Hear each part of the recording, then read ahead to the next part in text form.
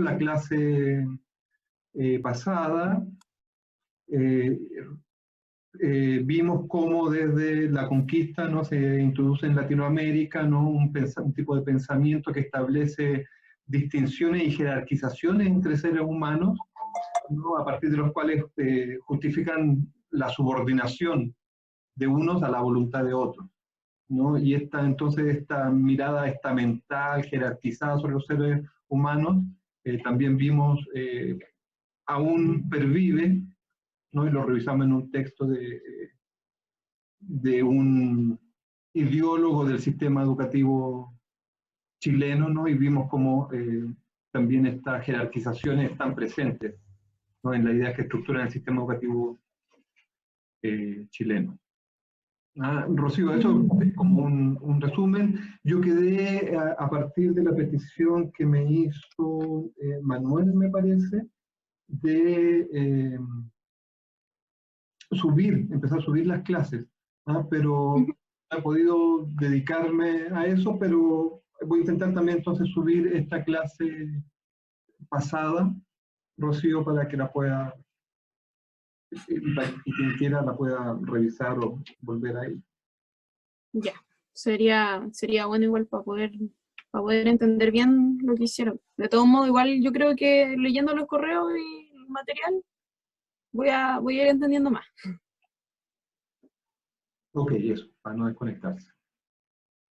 No sé si alguien quiere comentar, agregar algo más sobre esa conversación que veníamos teniendo entonces en las clases pasadas y en esta clase, algo que le haya llamado a la reflexión durante esta semana, que quieran comentar, ya que estamos en eso, ¿no? Ya que hicimos una síntesis de la clase pasada también.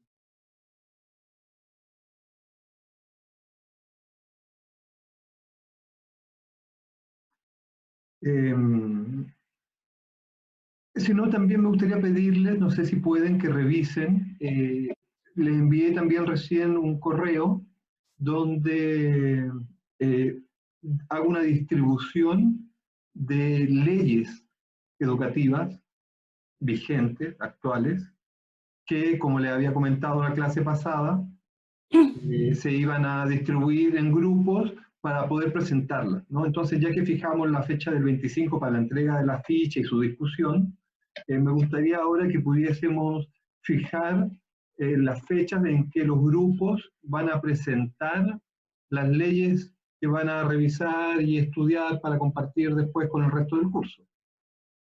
¿Me siguen la idea? Primero me gustaría que revisen, por favor, si les llegó el correo, contiene el listado del curso, y en ese mismo orden los fui agrupando de a tres y le fui asignando las leyes que en grupos de tres, un último grupo quedó de cuatro, debían ustedes poder estudiar y exponer. Y ahí incluso les propongo fechas para realizar las exposiciones para cada grupo, ¿no? El más complicado sería el primer grupo, en el sentido de que venimos de entregar la ficha y de discutirla en grupo, hacer un trabajo grupal la semana anterior, pero no voy a ser un problema después, puesto que desde ya tienen a disposición la ley para empezar a revisarla. Sí, René, si llegó, lo estoy revisando. Una pregunta, porque estoy buscando el texto para mandárselo a la Rocío. A ella le tocó el 1 de junio la ley de subvención, pero hay dos leyes, está la ley de subvención escolar preferencial y la ley de subvención escolar. ¿Cuál de las dos es el que se considera para el primer grupo para mandárselo a ella? Ok, es el decreto DFL2. Ah, perfecto, la ley de subvención escolar. Exacto, eso tú lo puedes ver también porque está en la plataforma, en el campus, ¿verdad? Estoy en el campus ahora. Ah, perfecto. Entonces estas leyes, eso, están ahí ya disponibles en el campus, excelente. Sí, está ahí. Se lo voy a mandar ahora a la... El decreto con fuerza de ley, que es la ley que establece el sistema de financiamiento de la educación en los niveles obligatorios, es el decreto con fuerza de ley número 2, que tiene por fecha 1998, me parece, pero realmente una ley de 1980. ¿No? Después de la Constitución, esta es la primera ley, ¿no? Ya vimos la Constitución lo que dice, ¿no? Y cómo defiende el principio de libertad de enseñanza como libertad de empresa, ¿no? Y la obligación entonces de financiar estas empresas por parte del Estado. Entonces, esta es la ley que establece el sistema de financiamiento tan particular que tiene Chile. ¿Ah? Y es la que presentaría el primer grupo, es una ley madre del sistema educativo. Sí, claro. Eso, entonces estamos con ese primer grupo y tenemos claro la fecha, que es el 1 de junio. ¿No? En el segundo grupo, ¿quién del que esté en el segundo grupo puede acusar recibo, por favor? Yo lo recibí, soy Pablo 102. Pablo, entonces y a ustedes les correspondería la ley CEP, ¿no? CEP. Sí. CEP. Ok, y eso es para el 8 de junio, ¿no? Durante junio lo que haríamos es estudiar las leyes que estructuran el sistema educativo chileno a partir de estas exposiciones que iremos enriqueciendo entre todos y a partir de las cuales también vamos a ir cuestionando las realidades, investigando y cuestionando las realidades de sus centros de práctica. ¿Ah? Ténganlo esto desde ya presente, ¿no? Para dinamizar ese espacio de aprendizaje también, ¿no? Seguramente van a haber cosas que se refiere a la ley que ustedes no conocen respecto de su centro de práctica y tendrán que indagarlo, ¿no? Y vamos a ir entonces relacionando las leyes con las realidades concretas del sistema educativo. Entonces, esta segunda ley, fíjense que es también una ley de subvenciones, porque esta es la manera en que se gobierna el sistema educativo chileno, ¿no? A través del financiamiento del Estado. Y es una ley de subvenciones de educación preferencial, ¿no? Esta es la primera vez que se reconoce, vamos a ver ya en detalle, que el sistema educativo no está cumpliendo con las promesas, ¿no? La competencia en el mercado iba a elevar la calidad, esto lo vamos a volver a revisar, por supuesto. Prometía elevar la calidad de la educación de manera generalizada, y eso no se cumplió y era especialmente notorio en los sectores de bajo ingreso, ¿no? Porque en la comparación nacional eran los que tenían peores aprendizaje. Entonces se reconoce ahí que hay una dificultad, ¿no? Y se expande el sistema de financiamiento mercantilizado de la educación, ahora a través de una subvención escolar preferencial, ¿no? Para que la escuela a discreción pueda realizar actividades de apoyo a aquellos que les cuesta más o que requieren más apoyo para el aprendizaje, ¿no? La ley CEP, que es muy valorada en las escuelas, ya van a ver ustedes en sus centros de práctica seguramente, si llegan a conversar sobre estos asuntos, van a ver pues la oportunidad de tener un poquito de ingreso para hacer algo más. No, pero en la medida en que el sistema está privatizado, por supuesto es dinero que fue principalmente a manos de privados, ¿no? Esto entonces es una ley que está dentro de la agenda de mercantilización, la agenda neoliberal de educación, corregida, ¿no? Vamos a ver cómo ahí eso marca también un paso de las leyes de promoción del mercado a las leyes de regulación del mercado, un primer paso. Vamos a ver en detalle en qué sentido. Y eso entonces es importante revisar, ¿no? Esta ley que tendría el segundo grupo para el 8 de junio. Ese mismo día, 8 de junio, ¿sí, Andrea? Perdona que te devuelva una cosa operativa, pero sabes que revisando el correo pareciera ser que hay grupos de 3 y uno de A4. Sí, como las fechas no están como las fechas no están justo delante, o sea, no coinciden, yo estaba viendo la lista y me confundí con quién me toca, porque no sé si el último grupo es un grupo de A4 o el primero, porque depende de eso para saber qué compañeros te tocan, no sé si me explico, porque sí, dice las fechas... El último grupo es el de 4.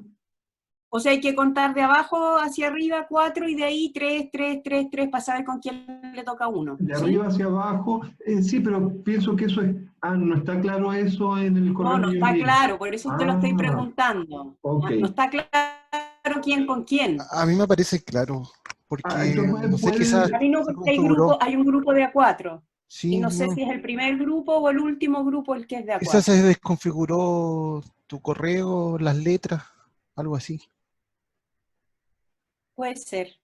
¿Tú alcanzas a ver en qué grupo estoy yo? Porque esa es mi Eso, pregunta. Christopher, si nos puede apoyar, Sí, Andrea Morgado está con Arturo López y Nicolás López, Ya, gracias. el 15 de junio. súper, Ley de aseguramiento de calidad. súper. Gracias, Christopher. De nada, profe. Ok. ¿Alguien más tiene duda? Porque es verdad, yo estoy haciendo los comentarios sobre las leyes y Andrea no sabía si le tocaba, era la ley justamente que le iba a tocar a ella o no, por ejemplo, ¿verdad, Andrea? Entonces, Sí, es bueno claro. eso, que ya desde ya estén identificando, por estos comentarios que estoy haciendo, de qué ley le corresponde a cada quien. ¿Alguien tiene más dificultad? Me lo menciona, por favor. Yo quería saber, la ley SEP es la ley de subvención escolar preferencial, ¿cierto? Cierto, exactamente, exactamente. Ah, ya, eso quería estar seguro. Esa es, Gracias. escolar preferencial. Del 2007 me parece que.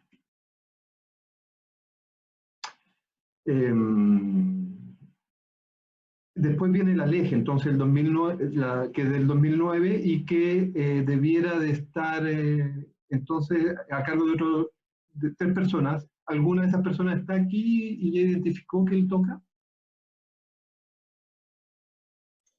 Sí, yo. Sí, Zaira, hola sí, Zaira. estamos acá. Luis, también tú. Hola. Hola, hola. Y la Nacha. Nos tocó con la Nacha. Perfecto. ¿No? Ustedes entonces también ese día 8 expondrían sobre esta ley, que la ley general es la que reemplaza la LOCE, ¿no? Vamos a ver también, la LOCE es la ley que el último día de su gobierno Pinochet firma, que es la Ley Orgánica Constitucional de Educación, y que abarca tanto los niveles obligatorios como la superior. No obstante, ya para los niveles obligatorios, esa ley fue derogada cuando se promulgó la ley, que es la ley que ustedes van a presentar, ¿no? Y que involucra, puede interpretarse ya como el momento que les señalaba, ¿no? De inflexión donde se pasa de la promoción del mercado a su regulación. Se mantiene la promoción, pero ahora comienza a ser regulada, ¿no? De cierta manera se acepta que la libre competencia por sí misma no produciría los efectos esperados, entonces porque hay distorsiones en los mercados y hay que regularlo, ¿no? Y entonces la ley apunta hacia allá. Después vendría entonces, ya no para... Una consulta, Sí. ¿cómo debe ser presentada esta? ¿Debemos hacer un trabajo escrito o solamente lo hablamos en clase? ¿Cómo se debe hacer? Sí, no, tiene que ser presentado apoyándose en un PPT y tengo una pauta, que debe durar 20 minutos la exposición, porque después tenemos que tener un tiempo también para ir preguntando, conversando, comentando, testimoniando. Así que no alcancé, es verdad, hoy día anexársela, se las voy a anexar ahora en un ratito más. Para que también podamos ir revisándola. La pueden revisar después con calma y la comentamos también en la próxima clase, si no. Y entonces, el 15, comenzaríamos con la ley, si es de inclusión, debería seguir la de aseguramiento de la calidad, me parece, ¿no?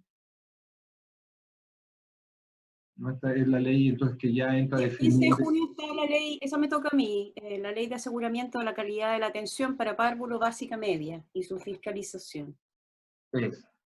Esa ley, ¿no? Es clave, ¿no? Porque si bien la ley declara como los principios que van a regular el sistema y establece ciertos mecanismos, esos mecanismos se especifican en la ley de sistema de aseguramiento de calidad, ¿no? Que es, una vez más, la fragmentación del Ministerio de Educación en distintas entidades con relativa autonomía, ¿no? Como son el Consejo Nacional de Educación, la Agencia de Calidad y la superintendencia, ¿no? Que quedarían cumpliendo funciones que antes el Ministerio de Educación cumplía, ¿no? Y entonces se supone que esta nueva estructura daría podría supervisar y apoyar el desarrollo de esta educación de mercado que no ha dado los resultados esperados, ¿no? Y entonces ahí hay que ver cuáles son sus principales disposiciones. Aquí todos ustedes van a tener el desafío, desde ya se los planteo, de poder distinguir aquellos recursos retóricos de la ley, ¿no?, que apela a principios y a bellos ideales, de las disposiciones concretas y hacia dónde apunta, ¿no? Es siempre una lectura. No piensen desde ya también que las leyes son documentos con un nivel de coherencia teórica y lógica alta, ¿no? Pueden ser documentos muy contradictorios que dispongan incluso cuestiones que contradicen los principios teóricos que se enunciaban en los inicios, ¿no? Eso siempre hay que estar muy atentos, ¿no? Muy atentos en la revisión de esta ley. No, por supuesto, si pueden en su preparación de la presentación darle contexto a cada una de las leyes, se comprende mucho mejor. De todas maneras, en clase los vamos a ir haciendo y con los textos también que estamos leyendo se va a ir construyendo aquello. Entonces, el 15, además de la ley de aseguramiento, está la ley de inclusión social, me parece, ¿o no? ¿Quién que esté presente estaría en ese grupo? Yo, profe. Samuel. Hola, Samuel. Con Juan Pablo Riquelme y Patricia Riquelme. Ya, súper. Ok. Entonces, la ley de inclusión social, esta ley del 2015, donde se prohíbe el lucro, estos son los titulares, ¿no? Se prohíbe el lucro, la selección y selección y el copago, ¿no? ¿No? Se declara gratuita la educación obligatoria, ¿no? En principio. ¿No? Esta es una ley que va a contrapelo, si se fijan, de las leyes previas, ¿no? Ya, en un sentido general, entiendo que todavía no han leído las leyes, ¿no? Pero en la medida en que esta ley, por ejemplo, va en contra del lucro, el copago, ¿no? Claramente no son leyes que favorecerían la mercantilización de la educación, ¿no? La gratuidad apuntaría hacia el lado contrario, ¿no? Y podemos entonces interpretar estas leyes, situándolas en el año 2015, ¿verdad?, como una respuesta al movimiento social por el derecho a la educación, ¿no? Y que en determinadas coyunturas político-electorales no volvieron, una respuesta a este movimiento se volvió una exigencia para los partidos políticos que quisieran sacar electos a sus candidatos, ¿no? Y entonces fue un compromiso que se cumplió, pero vamos a revisar en detalle hasta dónde y cuáles son las disposiciones reales, más allá de los discursos, de esta ley, ¿no? Pero en principio va a contrapelo, ¿no? Es una respuesta al movimiento social y no a la agenda neoliberal, ¿no? Que supone que el lucro es un mecanismo que promueve mejores soluciones sociales, incluso en el campo de la educación, ¿no? Es un valor el lucro para el modelo, ¿no? Y aquí está contradecido por la ley, ¿no? Una cuestión interesante. Profundizaremos en ello. Y entonces, eso es el 15, y saltamos al 22. Pregúntenme si quieren cualquier cosa en todo caso. Saltamos al 22 de junio, a la ley, retomando la agenda neoliberal, después de este traspié momentáneo dado la convulsión social, ¿no?, en torno a la educación. Volviendo a la agenda neoliberal, ¿no?, se promulga la ley llamada Desarrollo Profesional Docente. Una ley donde por fin, después de 20 años, de más de 20 años de intentarlo, ¿no?, los gobiernos postdictatoriales consiguen introducir mecanismos que justifiquen el pago diferenciado de salario a los docentes en el sistema público de educación, ¿no? Una ley resistida con el paro más prolongado de los últimos 20 años, de 4 meses de paro docente, que finalmente no pudo tener la promulgación de esta ley, ¿no? Y que vamos entonces a leer, estudiar en detalle el 25 de junio. Disculpen, ¿quiénes están aquí que les corresponde esa ley? Yo, profe Luis Salina, Manuel Villanueva, A mí, David profe. y Elizabeth. Ok. Y creo que ahí estamos, ¿no?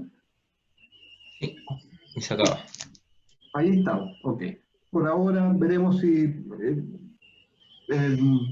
durante el proceso nos surge un interés por alguna otra ley, podemos incluirla, ¿no? Eventualmente también quiero conversar con ustedes sobre más detalles, si necesitamos entrar a algo a la legislación que refiere más al currículum, también podemos hacerlo, ¿no? Mi interés es que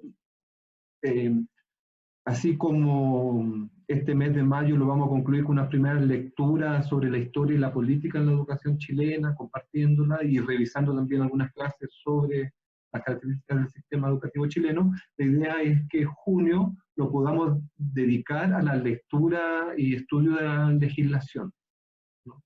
Cosa de que en julio podamos revisar, ahondar más en el significado del derecho a la educación y ejercitar un poco de análisis de la contingencia política de la educación, ¿no? Leer algo de las noticias, de lo que está en el Parlamento, ¿no? De las políticas del Ministerio y poder problematizarlas desde los elementos de la legislación que ya vamos a haber estudiado y de estas perspectivas críticas con las que también estamos revisando la historia y la política en los textos que ya están estudiando y que les voy a asignar más después. Eso. Comentarios, me parece que con esto también ya nos podemos hacer una idea del curso y de sus potencialidades y desarrollos, ¿no? Como les dije al principio, esta es una propuesta y ustedes pueden demandar, ¿no? Lo que quieran y discutirlo aquí, ¿no? Desde ya, desde la próxima clase, trataré de que ir incluyendo yo y que ustedes también consideraciones sobre la música en particular en el contexto del sistema educativo y sus desarrollos curriculares y extracurriculares, ¿no? En el contexto social, ¿no? Ya hemos empezado a ver en clases que la educación es incomprensible si no es desde un contexto más amplio que la abarca y en el cual incide en ella y ella incide también en ese contexto. Ok. Sí. ¿Te puedo hacer un comentario? Mira, lo que pasa es que a mí en lo personal, como que los textos que hemos revisado, las temáticas, me han quedado súper claras. Sin embargo, siento que me falta, pero siento que la tengo clara como compartimiento estanco, ¿me entiendes? O sea, creo que tal vez lo que me falta sería, si tú en algún momento nos puedes organizar en términos como más fluidos esa información, quiero decir, el recorrido. ¿Me explico? Como, o sea, a ver, por decirte algo. Sabemos, ¿no es cierto?, que en el momento de la conquista por los españoles, ¿no es cierto?, cuál era el modelo de hombre y, por tanto, la ideología con la cual ellos venían, en el fondo, no a conquistar y cómo transita lo que se podría llamar un preconcepto de educación, ¿no es cierto?, como subordinación, bueno, todo lo que revisamos, ¿no? Y luego revisamos, ¿no es cierto?, las primeras constituciones. No sé si me estoy explicando bien, creo que me quedo corta en el lenguaje, pero la idea como de proceso, eso es lo que quiero decir, ¿no? Como de que tú nos pudieras de alguna manera juntar toda esa información en términos de proceso, ¿te das cuenta? No de momentos. Me parece que la idea de línea de tiempo es lo que a ti te... Exacto, claro. Que tú, sí, mira, claro. quizá hacia el final del curso podamos construir algo así como una línea de tiempo, ¿no? Porque en la perspectiva y el planteamiento que les voy fundamentando también, de la perspectiva del curso, es que esa línea de tiempo, su utilidad es mediana, ¿no? Porque fíjate, tenemos tan presentes ideas que están hace 500 años, entonces ¿cómo pone eso en la línea del tiempo? Claro, la pone allá, ya pero entiendo. también está acá. Pero entiendo, y tiene cierta utilidad para organizar la idea, ¿no? La línea de tiempo, y me parece que lo recojo como una aspiración también, entonces, del curso, ¿no? Que podamos identificar cuáles podrían ser unos hitos que secuenciadamente expliquen un proceso que en realidad son una mezcla de procesos diversos en términos culturales, económicos, políticos, que también espero que a lo largo del curso vayan viendo cómo se amalgaman, ¿no? Ajá, Y ya gracias. que parte de esto está referido en la bibliografía, quisiera preguntarle si ya todos pudieron identificar su texto, si ya, por ejemplo, ¿hay alguien que ya leyó su texto? ¿Que lo terminó, le dio la primera lectura antes de hacer la ficha? ¿O alguien que ya hizo la ficha incluso? O lo contrario, ¿no? Hay alguien que no haya podido encontrar su texto todavía o no sepa cuál es su texto, además de Rocío, que no había estado en la clase anterior. Profe, acá, ¿estás? Juan Pablo no se cortó, no sé si los demás lo escuchan. A ver, ¿me escucha? Ahora sí. Sí. Sí, yo tampoco pude estar en la clase pasada, pero sí recibí el texto, recibí la ficha, pero tengo dudas sobre cómo armar el trabajo. No sé si pudiera explicarlo otra vez, por favor. Miren, ustedes, la ficha pretende ser exactamente una pauta punto a punto. Ustedes pueden sacar todo ese contenido de la pauta que está más bien como rúbrica, ¿no? Para su evaluación, pero también como indicación de lo que tiene que ir en cada parte, ¿no? Entonces, es una ficha bibliográfica, por lo tanto, fíjense, normalmente la ficha bibliográfica se hace cuando uno está estudiando un tema o lo está haciendo en equipo, ¿no? En un grupo de investigación o de estudio, ¿no? Y entonces la ficha cumple la función de compartir con otros que no han leído un texto las ideas principales que siempre tienen relación con un tema puntual que uno esté investigando o estudiando, ¿no? En este caso es muy general, lo de la historia y la política. No tenemos un tema común todos y todas que estén investigando como para definir cuáles son las ideas principales de un texto en función de ese interés de investigación. Así que ustedes van a tener que destacar las ideas principales del texto, porque una ficha, no una reproducción de todo el texto, una ficha bibliográfica. La idea principal es según el criterio que ustedes pongan, eso no importa, digamos, si lo quieren explicitar es mejor, ¿no? Pero como no va a estar todo el texto, van a estar ciertas ideas que ustedes van a destacar, es necesario antes de llegar a esas ideas poder caracterizar el texto, ¿no? Si es un artículo, si es un ensayo, si es histórico, si es sociológico, si es una propuesta educativa, si tiene un momento de diagnóstico y uno de propuesta, en fin, ¿no? Caracterizar ese artículo y sus contenidos, sus principales tópicos, por decirlo así, porque ustedes después en las ideas que van a rescatar o relevar del texto, a lo mejor no van a incluir todas las ideas, pero el desarrollo de todos los tópicos, sino 2 o 3 ideas, pero entonces las otras ideas principales también pueden ponerse después de que uno estructura, caracteriza el texto, ¿no? Como para uno saber a qué texto en general, de qué trataba el texto, qué idea abordaba, y después con un poco más de desarrollo las 2 o 3 principales ideas que ustedes van a relevar. Eso como un criterio general. Se nos va a cortar, pero le envío inmediatamente otro link. Juanpi, te mandé la ficha, como la pauta de la ficha al WhatsApp, para que la revises. Ah, no la tenía. Juan Pablo no la tenía. Ok. Sí, la tenía. ¿Sí la tenías? La tenía, pero no entendía como el eje que había que hacer. Ahora me quedó más claro. ¿Y te aclara ahora un poco más? Sí, profe, muchas gracias. Ok.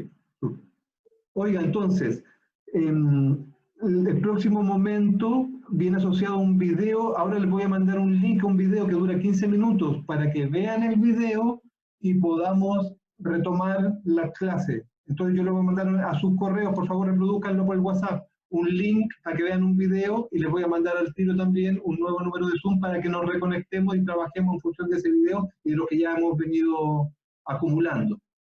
¿Ok?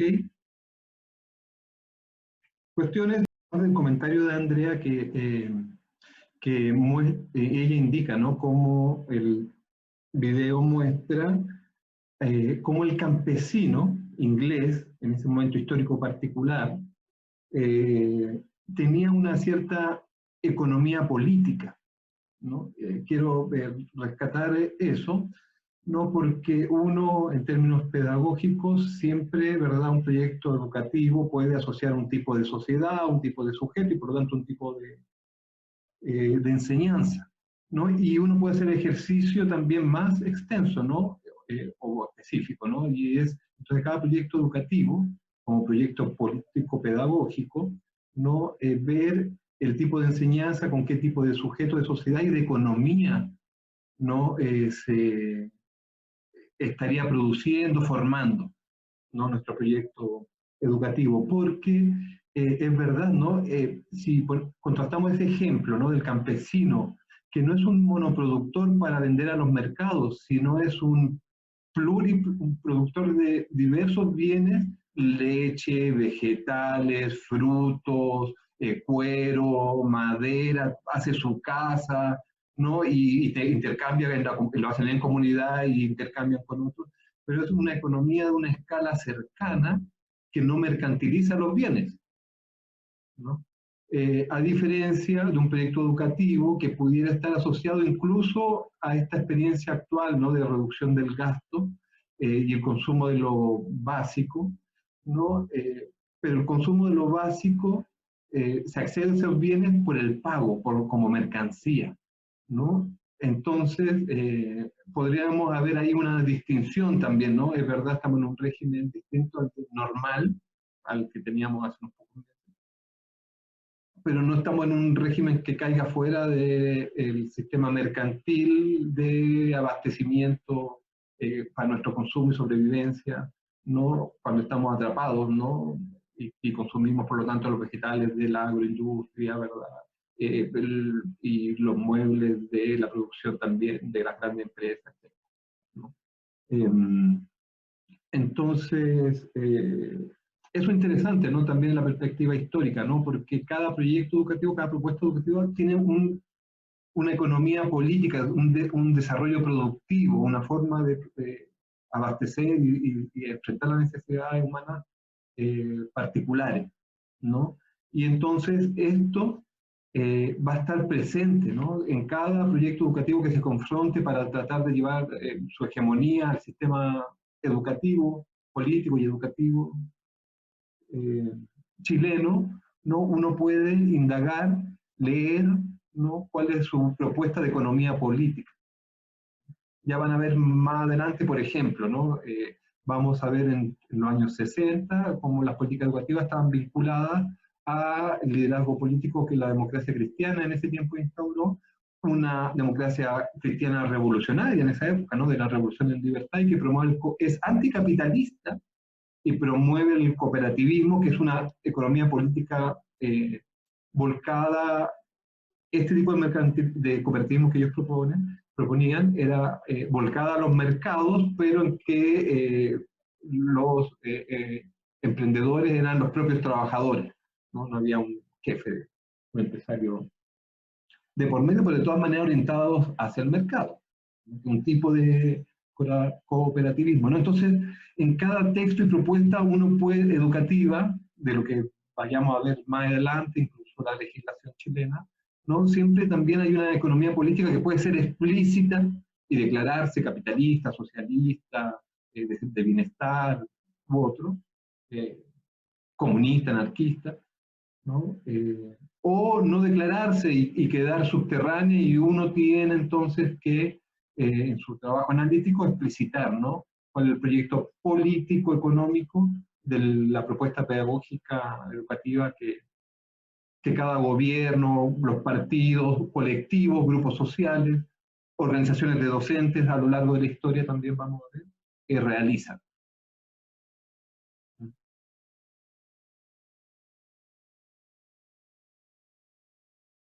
¿Más comentarios sobre esto mismo, el video, lo que se lo que está en conversación?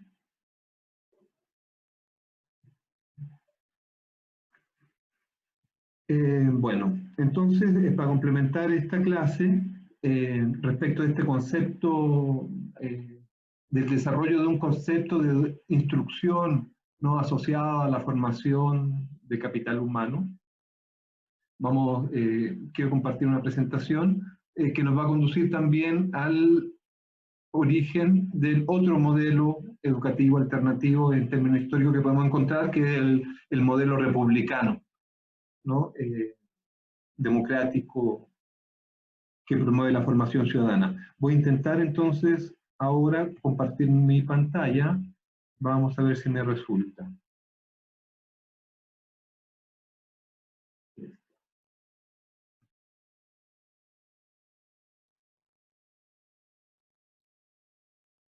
¿Estoy pudiendo compartir entonces pantalla con ustedes? ¿Lo están viendo? Sí, profe.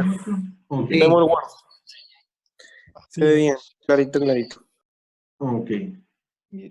Bueno, ahí tenemos la ciudad de Tenochtitlán, en el lago de Texcoco, con la entrada de Hernán Cortés. Esto debe haber sido ya el año 1524, ¿no? Una cosa así, con sus hombres, entran, ¿no?, a Tenochtitlán, derrocan a Moctezuma, lo asesinan, y comienza entonces con esta primera conquista todo un periodo, ¿verdad?, de 50 años que se va a ir conquistando el continente, ¿no? Y que en un primer momento, en sus vínculos con Europa y las coronas, en este caso la corona española, la primera forma, y otra vez lo voy a relacionar con un comentario que hizo recién Andrea, ¿no?, de eso respecto de los liderazgos, ¿no? Y este líder que cuida de aquellos a los que lideran, ¿no? ¿No? La primera forma de organización económica y de cierta manera política y religiosa, ¿no?, puesto que siempre tuvo esto en un sentido no solo económico, sino religioso, por más que pueda interpretarse lo religioso como una justificación, ¿no?, de la conquista económica.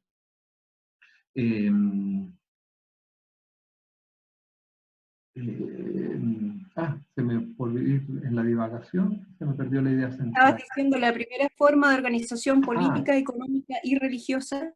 Es la encomienda, ¿no? Que entonces los reyes de España le encomiendan a estos gobernadores que son conquistadores armados con ejércitos, ¿no?, y que de manera privada emprenden en la conquista, ¿no? Una vez que conquistan los territorios, en nombre de Dios, la corona, ¿no?, les asigna encomienda, un cierto liderazgo, les encomienda un cierto territorio que es el que ha conquistado, a un encomendador que pasará a llamarse así, y que tendrá a su cargo a los habitantes, ¿no?, a los originarios de las tierras, y que ya vimos van a ser sometidos a los trabajos más terribles, ¿no?, para poder extraer de las entrañas de la tierra los minerales que le interesaban a los europeos, ¿no?, y que da origen entonces a esa acumulación de riquezas que caracteriza a la modernidad, ¿no? Ahí tienen, estos son fotos recientes de la Europa y el oro americano. El oro, vean, rejas macizas de oro, estatuas macizas, ¿no? Esas no están huecas, no son de molde, ¿no?, que permitió toda esa riqueza, y que también permitió el desarrollo de una nueva forma de conocimiento, ¿no? Europa lo que necesita ahora es desarrollar un conocimiento que le permita explotar a concho, al máximo posible, estas nuevas riquezas que ha descubierto, ¿no? Y es precisamente el pensamiento científico moderno el que va a venir a dar esa respuesta, ¿no?, con su figura emblemática, que es Descartes, ¿no? René Descartes, que es un filósofo que da los fundamentos de la ciencia moderna, de las ciencias naturales, ¿no?, y hay toda una problematización después de las ciencias sociales, pero que desarrolla un concepto de ciencia que entiende a la naturaleza como un objeto a ser controlado, dominado, explotado, tal como el proyecto que están desarrollando los europeos, ¿no? Entonces se propone que el mundo está formado por objetos, ¿no? Por una red extensa de objetos que pueden ser ubicados en un plano de coordenadas bidimensionales. El plano que hoy día conocemos todo, el plano cartesiano.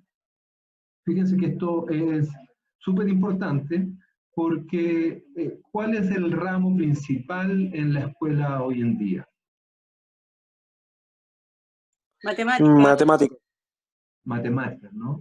Este es un matemático y filósofo que va a matematizar desde cierta perspectiva la realidad del mundo, no va a querer medirla para explotarla, para controlarla, ¿no? Y para eso crea la idea del plano bidimensional, el plano cartesiano, que hoy día la escuela enseña. A todos nosotros nos enseñaron el plano, este hombre lo inventó. Este que dice, ¿no? Pienso, luego existo, ¿no?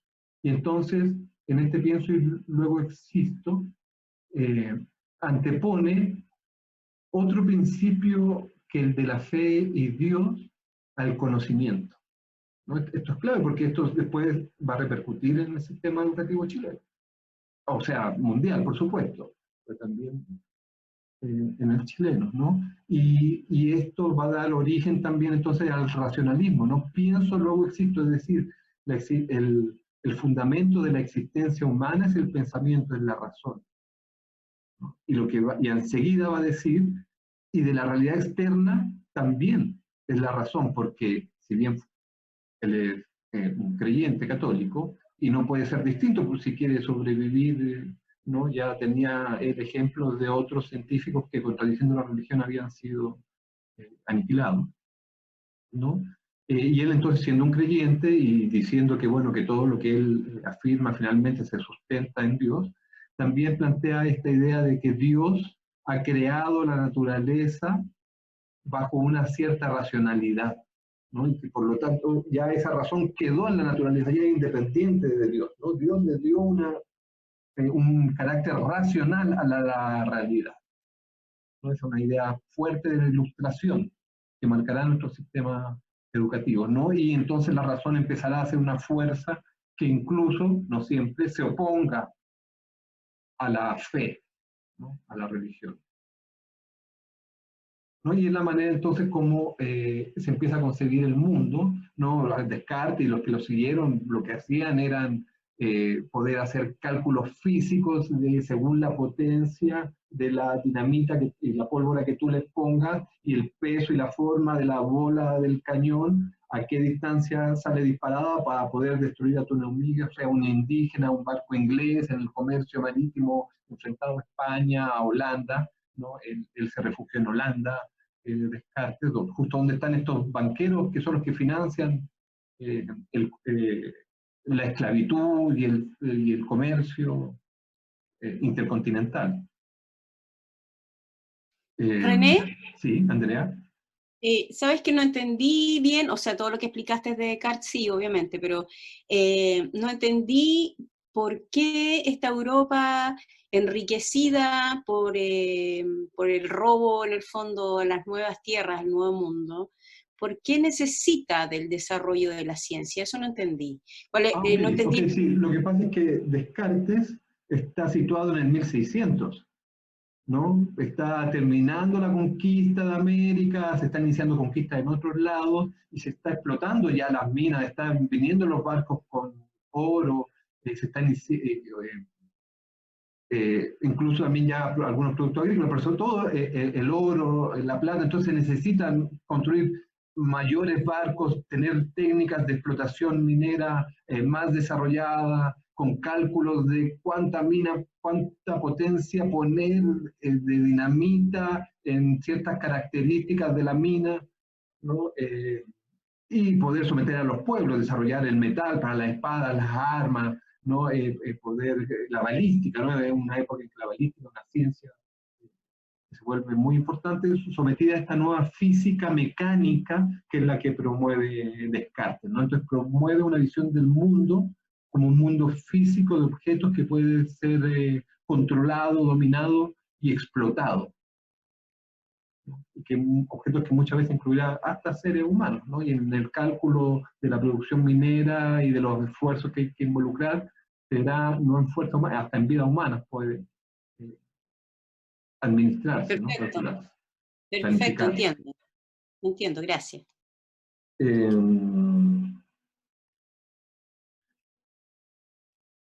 Entonces eso, ¿no? Descartes es del 1600, claro, entonces esta época en que todavía no se ha industrializado Europa, ¿no? Es parte, una de las consecuencias de este desarrollo de la ciencia va a ser la industrialización también, ¿no? Tardía, ¿no? Porque, les quiero mostrar, tenía otro antes, ¿no? Porque, no sé si recuerdan, al principio del video sale el caso chino primero. Y pueden ver una carabela mugrosa, pequeña, al lado de un tremendo barco chino que ya navegaban para todos lados, pero no le interesaba ir y conquistar y someter a otros pueblos y explotarlos, aniquilarlos, explotando sus metales. No era la intención. ¿No? China nunca apareció como un proyecto, como emergió ante estos emprendedores europeos, ¿no? Pero en realidad aquí me pueden ver un mapa de pocos años antes del descubrimiento por parte de Europa de América. Este era el mundo conocido, ¿no? Y fíjense que Europa está ahí arriba a la izquierda, medio marginado, y es en esta línea principal la que atraviesa Arabia, el norte de África, la India, Asia. Esas son las culturas gloriosas donde se desarrolló la filosofía, antes que Grecia, antes que Europa era atrasado, oscuro, de época del metal, ¿no? Se invadían unos a otros constantemente, ¿no?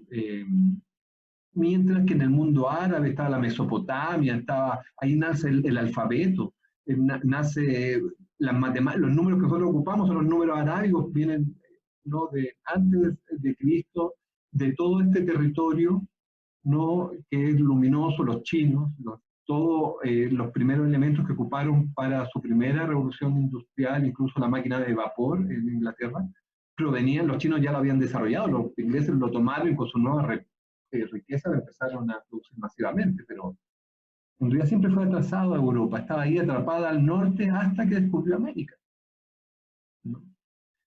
Hasta que descubrió América, ¿no? Y ahí entonces empezó a inventar toda una versión de la historia incluso, ¿no? Que habla que antes de eso era como la Edad Media, que toda la cultura era oscura, cuando claro, Europa era oscura, pero todo el resto del mundo brillaba, incluso América,